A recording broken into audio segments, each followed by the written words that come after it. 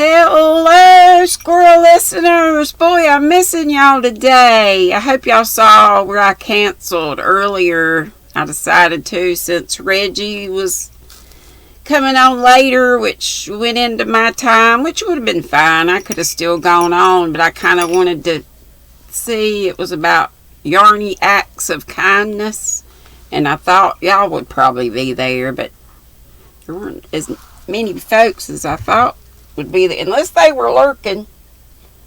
They could have been lurking. Anyway, I may come on later on in a bit. If I know Stephanie's on right now, Life in Stitches, so I'm in her live chat. Just in the, not up on the screen, obviously, so. And I was late to that. But anyway, I'm so sorry I didn't read yesterday. The day just got away, and that didn't happen, so. Let's see. Rapidly assuming a gray gown with a jaunty jacket of the same, she kilted the skirt over one of green, the pedestrian length of which displayed boots of uncompromising thickness. Over her shoulder by a broad ribbon she slung a prettily wrought pouch and ornamented her hat pilgrim-wise with a cockle shell. Then taking her brother's Alpen, A-L-P-E-N, stock, she crept down, and standing in the doorway presented a little figure all in gray and green like the earth she was going to wander over, and a face that blushed and smiled and shone as she asked demurely, "Please, Mark, am I picturesque and convenient enough to go?"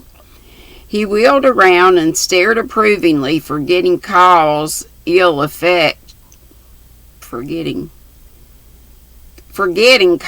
effect, till Warwick began to laugh like a merry bass viol, and Moore joined him, saying, "Come, Mark, own that you are conquered, and let us turn our commonplace voyage into a pleasure pilgrimage with a lively lady to keep us knights and gentlemen wherever we are." "I say no more, only remember, Sylvia, if you get burnt, drowned, or blown away, I'm not responsible for the damage, and shall have the satisfaction of saying, 'There, I told you so.'" "That satisfaction may be mine when I come home quite safe and well," replied Sylvia serenely. "Now for the last condition." Warwick looked with interest from the sister to the brother, for being a solitary man, domestic scenes and relations possessed the charm of novelty to him. "Thirdly, you are not to carry a boatload of luggage, cloaks, pillows, silver forks, or a dozen napkins, but are to fare as we fare, sleeping in hammocks, barns, or on the bare ground, without shrieking at bats or bewailing the want of mosquito netting, eating when, where, and what is most convenient, and facing all kinds of weather, regardless of complexion, dishevelment, and fatigue. If you can promise all this, be here loaded and ready to go off at 6 o'clock tomorrow morning." After which cheerful picture of the joys to come, Mark marched away to a studio, taking his friends with him. Sylvia worked the 3 miracles, and at 5:30 a.m. was discovered sitting on the piazza, with her hammock rolled into a twine sausage at her feet, her hat firmly tied on, her script packed, and her staff in her hand. "Waiting till called for," she said, as her brother passed her, late and yawning as usual. As the clock struck 6, the carriage drove round, and Moore and Warwick came up the avenue in nautical array.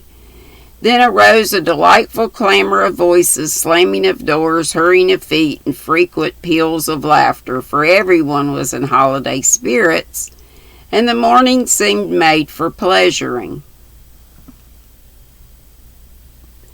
Mr. Yule regarded the voyagers with an aspect as benign as the summer sky overhead, Prue ran to and fro, pouring forth a stream of counsels, warnings, and predictions. Men and maids gathered on the lawn or hung out of the upper windows, and even old He-Cat, the cat, was seen chasing imaginary rats and mice in the grass till her yellow eyes glared with excitement. "All in," was announced at last, and as the carriage rolled away, its occupants looked at one another with faces of blithe satisfaction that their pilgrimage was so auspiciously begun. A mile or more up the river, the large newly painted boat awaited them. The embarkation was a speedy one, and the cargo was soon stowed in lockers and under seats. Sylvia forwarded to her place in the bow. Mark, as commander of the craft, took the helm. Moore and Warwick, as crew, sat awaiting orders, and Hugh, the coachman, stood ready to push off at the word of command. Presently it came. A strong hand sent them rustling through the flags. Down dropped the uplifted oars, and with a farewell cheer from a group upon the shore, the Kelpie glided out into the stream.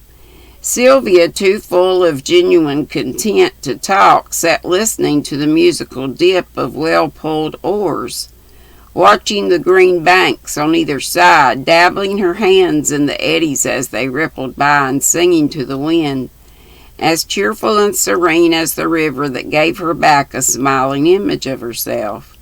What her companions talked of she neither heard nor cared to know, for she was looking at the great picture book that always lies ready for the turning of the youngest or oldest hands, was receiving the welcome of the playmates she best loved, and was silently yielding herself to the power which works all wonders with its benignant magic. Hour after hour she journeyed along with that fluent road, under bridges where early fishers lifted up their lines to let them through, past gardens tilled by unskillful townsmen who harvested an hour of strength to pay the daily tax the city levied on them, past honeymoon cottages where young wives walked with young husbands in the dew, or great houses shut against the morning. Lovers came floating down the stream with masterless rudder and trailing oars. College race boats shot by with modern Greek choruses in full blast and the frankest criticisms from their scientific crews. Fathers went rowing to and fro with argosies of pretty children who gave them gay good morrows. Sometimes they met fanciful nutshells, manned by merry girls, I guess a kind of boat, who made for shore at sight of them with most erratic movements and novel commands included in their art of navigation. Now and then some poet or philosopher went musing by, fishing for facts or fictions where other men catch pickerel or perch. All manner of sights and sounds greeted Sylvia, and she felt as if she were watching a panorama painted in watercolors by an artist who had breathed into his work the breath of life and given each figure power to play its part. Never had human faces looked so lovely to her eye, for morning beautified the plainest with its ruddy kiss. Never had human voices sounded so musical to her ear, for daily cares had not yet brought discord to the instruments tuned by sleep and touched by sunshine into pleasant sound. Never had the whole race seemed so near and dear to her, for she was unconsciously pledging all she met in that genuine elixir vitae, which sets the coldest blood aglow and makes the whole world kin. Never had she felt so truly her happiest self. For all the costlier pleasures she had known, not one had been so congenial as this, as she rippled farther and farther up the stream, and seemed to float into a world whose airs brought only health and peace. Her comrades wisely left her to her thoughts, a smiling silence for their figurehead, and none among them found the day fairer and felt himself fitter to enjoy it for the innocent companion of maidenhood and a happy heart. At noon they dropped anchor under a wide-spreading oak that stood on the river's edge, a green tent for wanderers like themselves, where they ate their first meal spread among white clovers with a pair of squirrels staring at them, as cautiously as human spectators ever watched royalty at dinner, while several meek cows courteously left their guests the shade and went away to dine at a side table spread in the sun.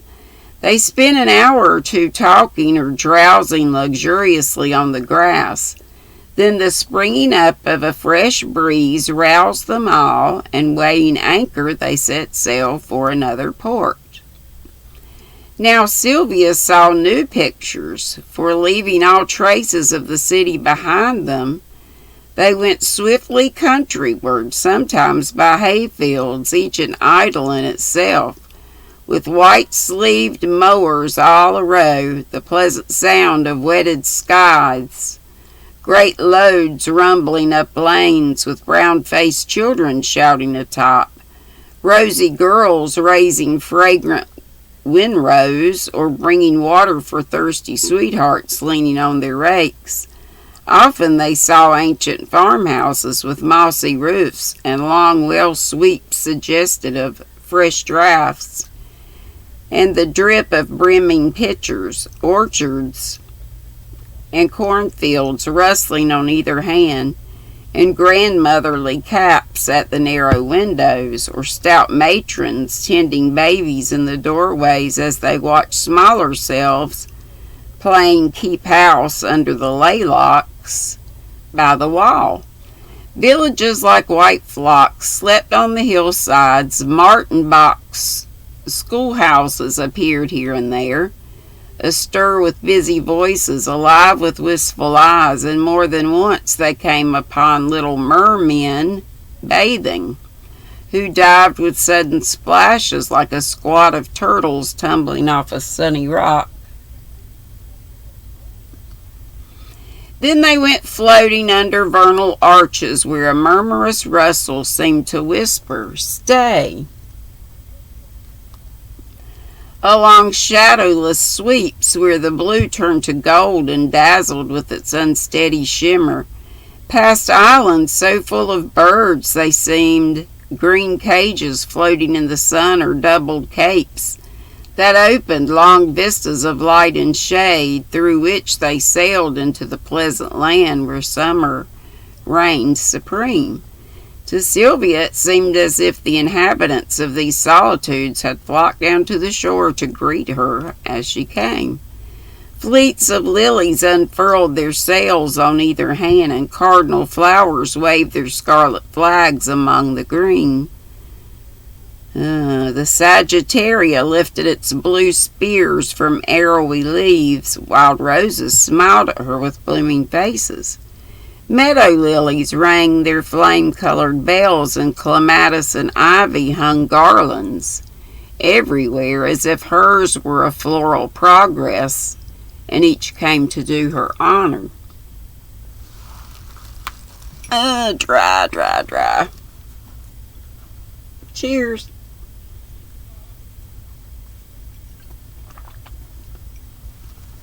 It's time to make more. All right.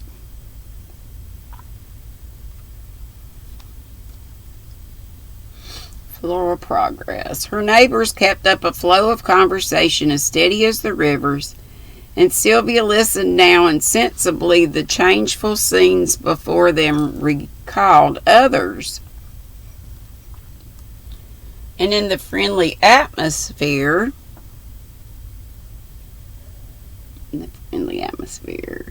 that surrounded them, these reminiscences found free expression. Each of the three had been fortunate in seeing much of foreign life. Each had seen a different phase of it, and all were young enough to be still enthusiastic, accomplished enough to serve up their recollections with taste and skill, and give Sylvia glimpses of the world through spectacles sufficiently rose-colored to lend it the warmth which even truth allows to her sister romance. The wind served them till sunset, then the sail was lowered and the rowers took to their oars. Sylvia demanded her turn and wrestled with one big oar while Warwick sat behind and did the work. Having blistered her hands and given herself as fine a color as any on her brother's palette, she professed herself satisfied and went back to her seat to watch the evening red transfigure earth and sky, making the river and its banks a more royal pageant than splendor-loving Elizabeth ever saw along the Thames.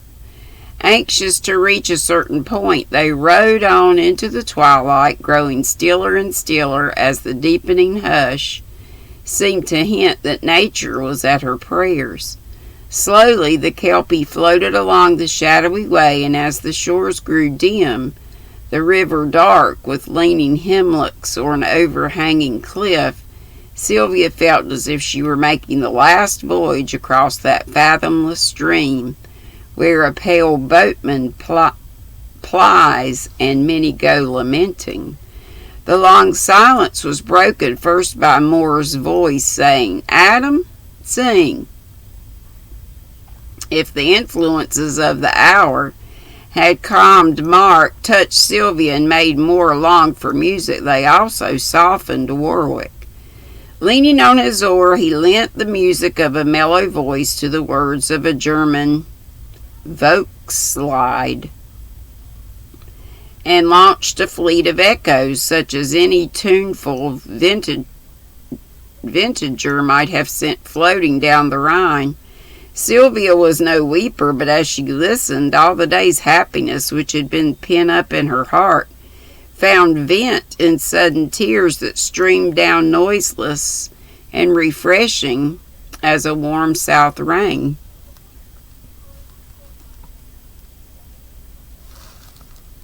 So, why they came she could not tell, for neither song nor singer possessed the power to win so rare a tribute, and at another time she would have restrained all visible expression of this indefinable yet sweet emotion.